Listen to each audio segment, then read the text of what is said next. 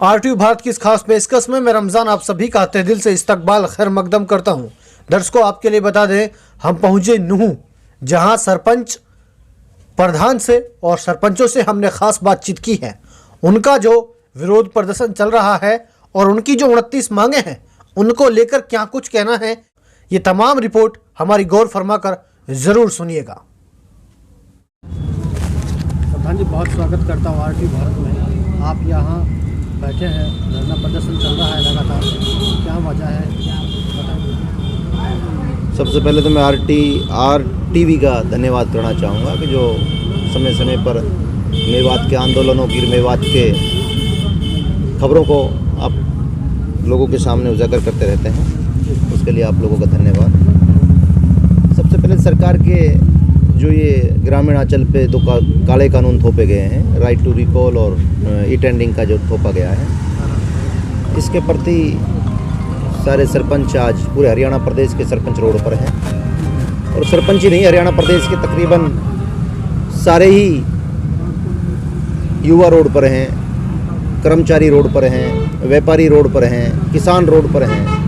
हरियाणा प्रदेश का सारा तबका रोड पर है। आज हरियाणा प्रदेश की सरकार की नीतियों को लेकर के सारा तबका आज रोड पर है। बड़े दुख की बात है कि हरियाणा सरकार इस प्रदेश को कौन सी दिशा में ले जाने का काम कर रही है। हमारे 73वें संशोधन 11वीं सूची के अंदर 29 अधिकार हैं, जो जिसे हरियाणा पंचायत राज एक्ट के अंदर छोटी सरकार बोला जाता है। उसके अंदर जो सरपंच होता है एज ए मुख्यमंत्री होता है गांव का, और 29 मंत्रालय एक्ट के अंदर पंचायतों को दे रखे हैं, छोटी सरकारों को।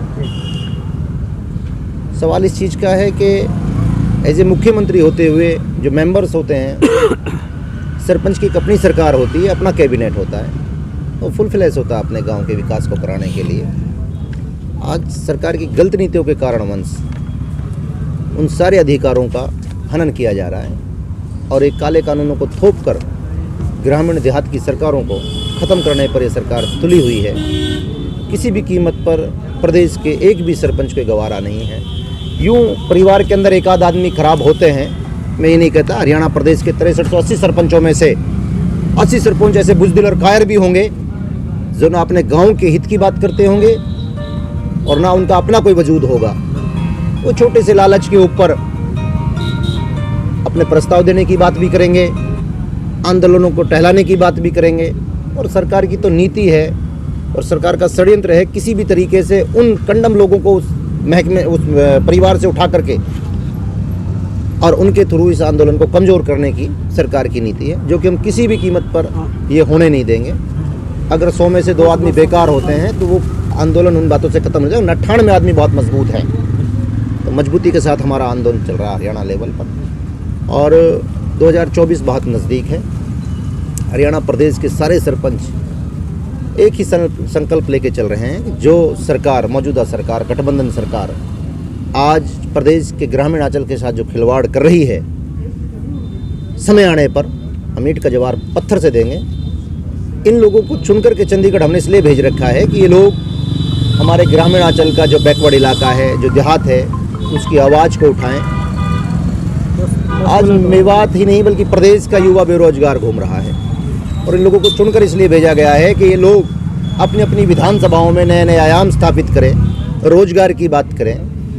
जो लोग पीड़ित हैं जिन मामलों से, आज जैसे हरियाणा पंचायतों की छोटी सरकारें पीड़ित हैं, राइट टू रिकॉल से एक्सेप्टेड है। हमारी स्टेट बॉडी ने फैसला लिया था कि हमें एक्सेप्ट है राइट टू रिकॉल, कोई दिक्कत नहीं है, हम एक्सेप्ट करते हैं। बाकी पहले MP और MLA को उसमें लाया जाए, उसके बाद में छोटी सरकारों पर ये थोपा जाए। ये लोग बात करते हैं जो ललकार करके स्टेजों से एक सरपंच चोर हैं। सरपंचों का इन्होंने देखा क्या है, नंबर 1। नंबर 2, ये लोग क्या वहाँ जहाँ जाकर बैठे हैं, ये लोग हाथ जोड़कर घर बैठ करके MLA बनकर वहाँ चले जाते हैं। इनको भली भांति सब पता है। इन्होंने जो इन्वेस्ट किया है चुनाव में, ये खुद बहुत बड़े चोर हैं। जो इन्होंने खुदों ने इन्वेस्ट किया है चुनाव के अंदर, ये ई-टेंडरिंग को ला करके और उस पैसे को इकट्ठा कर करके अपनी फाइनेंशियल पोजीशन मजबूत करना चाहते हैं और छोटी सरकारों के साथ हनन करना चाहते हैं। ये इन लोगों की नीति है। चाहे उसमें दुष्यंत की बात हो, चाहे खट्टर की बात हो, चाहे देवेंद्र बबली की बात हो, और मैं तो इस धरना स्थल के माध्यम से एक बात और कहना चाहूँगा कि मेवात के अंदर जितनी भी हमारी विधानसभाएं हैं, जो हमारा साथ दे रहे हैं, हम समय आने पर उनका साथ देंगे, और जो नेता हमारा साथ नहीं दे रहे, हम समय आने पर उन लोगों को ईंट का जवाब पत्थर से देंगे, ना उनकी लोकल पॉलिटिक्स से, ना उनके दबाव में, ना उनके ढर्रे से।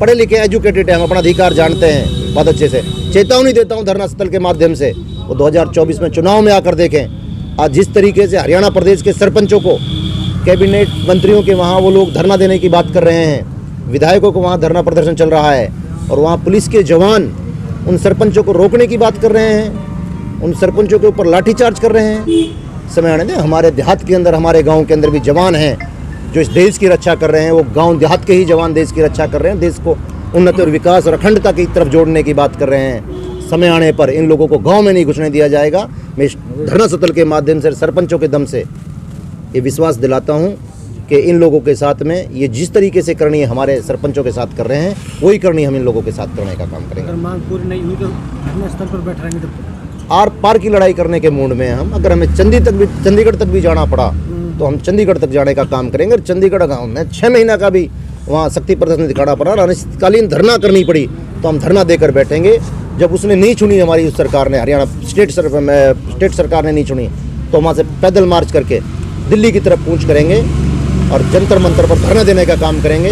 अगर 5 साल भी हमारा आंदोलन में निकल गया तो हम कतई बिल्कुल शिद्दत के साथ इस आंदोलन को मजबूती देने का काम करेंगे। मेवात जिला किसी भी कीमत पर इस आंदोलन में पीछे नहीं रहने का काम करेगा। चेतावनी क्या है आपकी सरकार? हमारी चेतावनी है, मैंने आपको बताया कि अगर जो नेता, जो जिला मेवात के नेता हैं, मैं तो ये मेवात की बात करता हूँ, जो मेवात के नेता सरपंचों का साथ नहीं देंगे, मैं वादा करता हूँ आप लोगों से कि समय आने पर 2024 के अंदर उनको मुंह की खानी पड़ेगी और गांव में नहीं घुसने दिया जाएगा। और ऐलान दे के कहता हूँ कि हम गांव में नहीं घुसने देंगे उन लोगों को।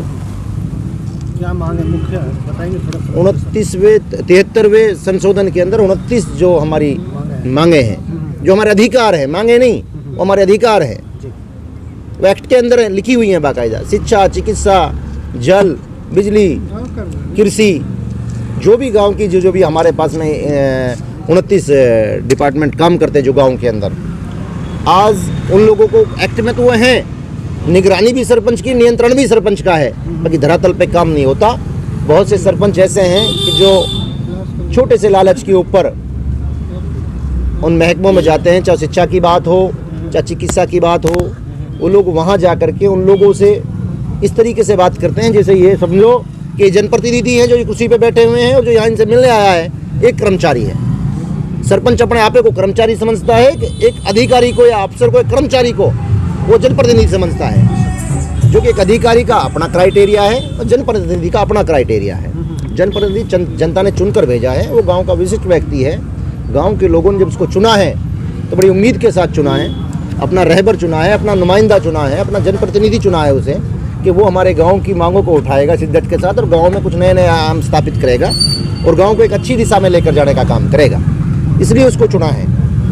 तो आज वो 29 अधिकार हमारे जो 73वें संशोधन 11वीं सूची के अंदर हैं, वो धरातल पे काम नहीं कर रहे। हमारी सरकार से मांग है कि अपने अधिकारियों को आदेश जारी करे कि जो 29 अधिकार हैं छोटी सरकारों के, वो शिद्दत से लागू हों और उन पर अमल किया जाए। तो ये हमारी डिमांडें हैं, मांगे हैं हमारी। और जो पंचायतें हैं हमारी, जो सरपंच जो होता है वो एज ए मुख्यमंत्री होता है, उसका हर डिपार्टमेंट के अंदर एक सम्मान होना चाहिए।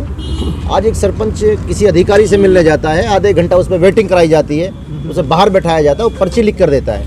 उस सरपंच के पास बहुत काम होते हैं। उस सरपंच के पास में गांव में पंचायत भी हो सकती है, बड़ा एरिया होता है ग्रामीण क्षेत्र का, उसे कहीं जाना भी पड़ सकता है, बिजी शेड्यूल होता है उसका, और सरपंच का गांव के विकास के प्रति उसका कहीं भी आना जाना होता है। जहाँ टूल की बात आती है, जो विधायक जो होते हैं हरियाणा प्रदेश के जो विधायक हैं, उनका टूल भी फ्री है, उनका रहना फ्री, खाना फ्री, सब कुछ फ्री। 4-4, 5-5 वर्कर मिले हुए हैं। सरपंच तो अपने आप में ही अपना खुद ही गांव को पूरे को साथ लेके चलता है, गांव के ताने बाने को, बड़े सिस्टम के ढांचे को बड़ा मजबूत रखने का काम करता है। बहुत बहुत शुक्रिया, धन्यवाद। मैं जावेद, सरपंच कैरा का प्रधान इंड्री ब्लॉक, सरपंच एसोसिएशन।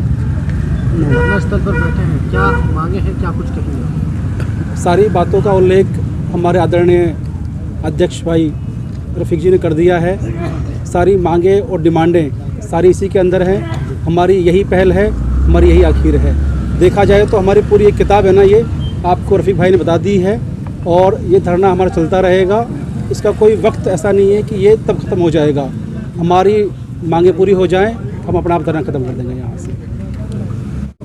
मैं मास्टर जमील, सरपंच प्रतिनिधि ग्राम पंचायत टाई। कुछ इस तरीका से धरना स्थल पर बैठे हैं, धरना प्रदर्शन आपका चल रहा है, क्या कहना है आपका? धरना प्रदर्शन पर तकरीबन हमें 20-25 दिन हो गए, लगातार हमारा धरना प्रदर्शन चल रहा है।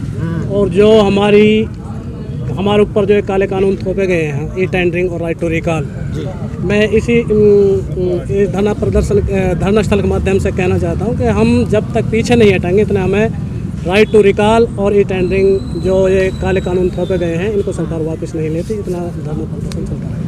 29 जो आपका ये अधिकारी मांगे हैं, जब तक ये पूरी नहीं हो जाती तब तक आप पीछे नहीं हटेंगे? हाँ, 73वें संशोधन में जो हमारे 29 अधिकार हमें दिए गए हैं पंचायतों को, जब तक ये सरकार उन अधिकारों को नहीं देती इतने हम धरना स्थल पर बैठे रहेंगे। चाहे हमें लड़ाई चंडीगढ़ तक लड़नी पड़े तो हम बखूबी लड़ेंगे। ग्राम पंचायत में एक ईंट तक नहीं लगाएंगे तब तक? हाँ, और ना ही हम कोई भी प्रस्ताव देंगे, ना ही हम किसी भी तरह का कोई काम करेंगे, इतने हमारी ये पूरे 29वां अधिकार हमें नहीं मिलते। मेरा नाम सद्दाम, ग्राम पंचायत सौंफ जी। सद्दाम साहब, क्या कहना है आपका?